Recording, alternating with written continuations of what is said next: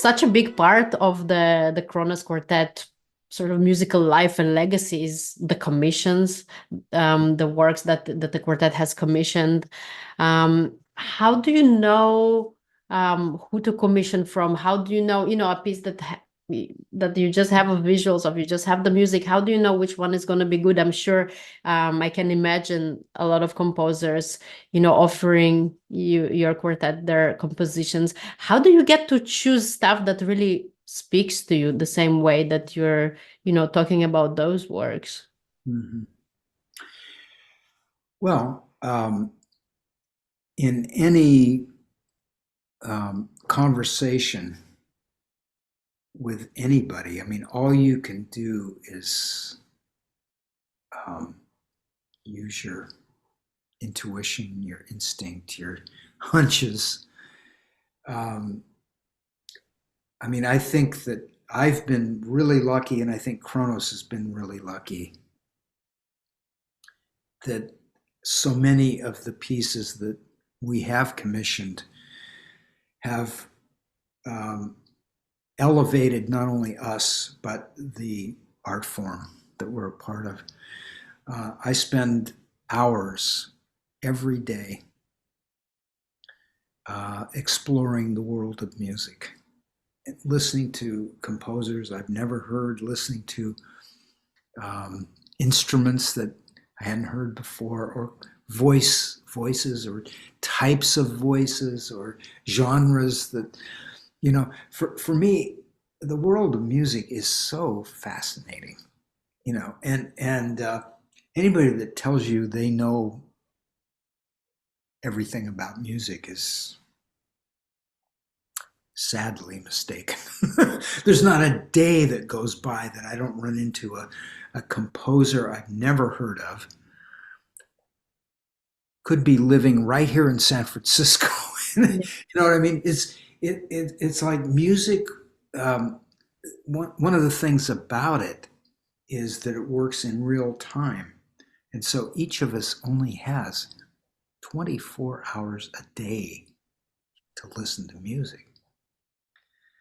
And how much music can you actually listen to and absorb every day?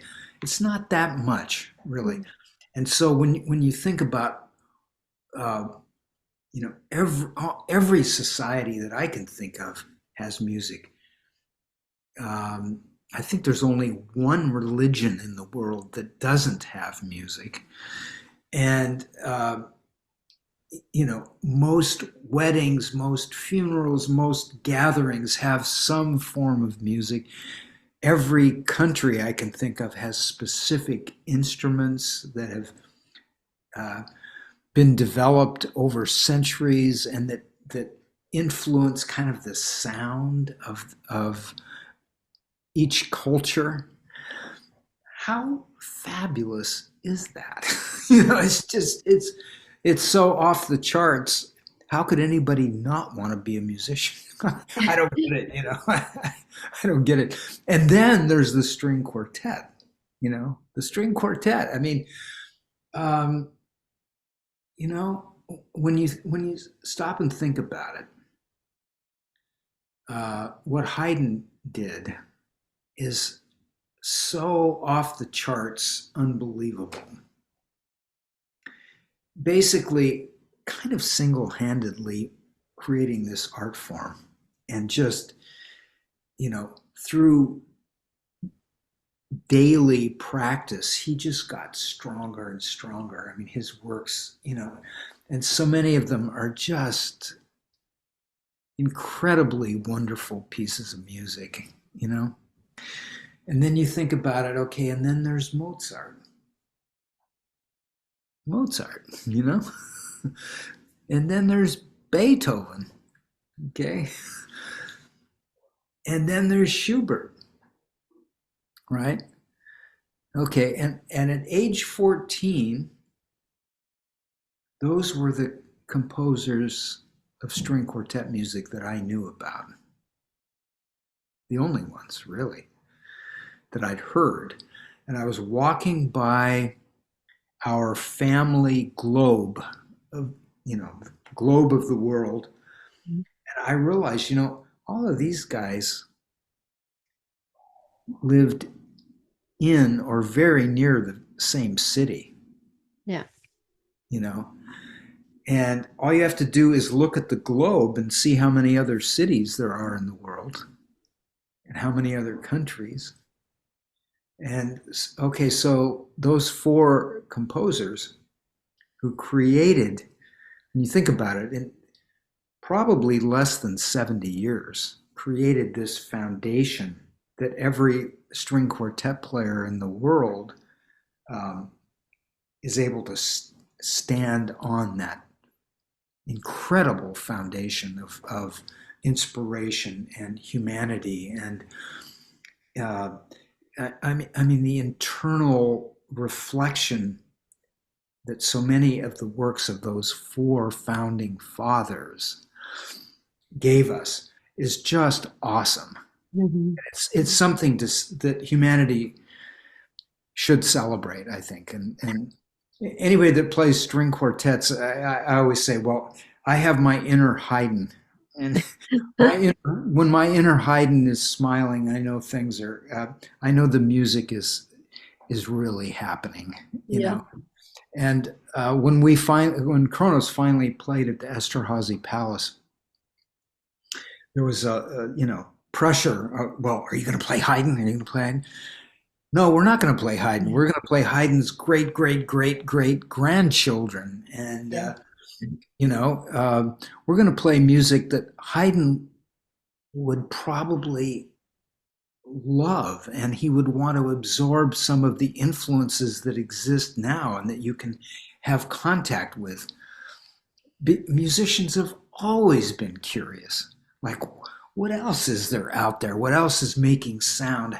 How can I make a new kind of way of expressing something about life with this bow and these fingers and these strings? And uh, that, to me, that's what it is, to be a musician. And but two violins, a viola, and a cello, I mean, it's one of the perfect human expressions as far as I'm concerned. And there's so much variety. And then you add the personalities of each player. And then you add the personalities of each composer, and how the I mean, just think about the founding fathers of the string quartet. Just think about the differences in the sound of, let's say, a Haydn quartet and a Schubert quartet. Yeah. It's amazing.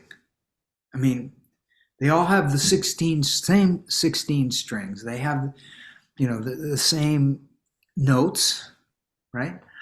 But the feel is so different. Sure. And then you put the cavatina, you put the grosse fugue, I mean, come on, what else is as good as this? You know what I mean? Uh, and and then you kind of think beyond those four composers, and some of the amazing expressive developments that have occurred.